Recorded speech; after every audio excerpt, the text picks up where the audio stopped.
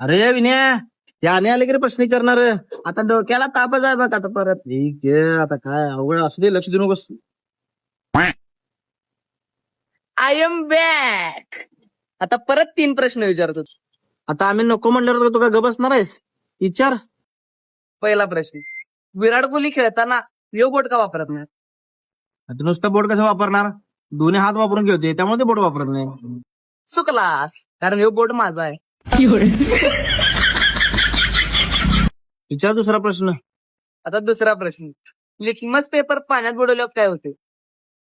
त्याच्यामध्ये पाण्यात बुडवलं काय होणार त्याचा कलर चेंज होतोय ते लाल होतोय चुकलास, लिटमस पेपर पाण्यात बुडवल्यावर वल्ला होते.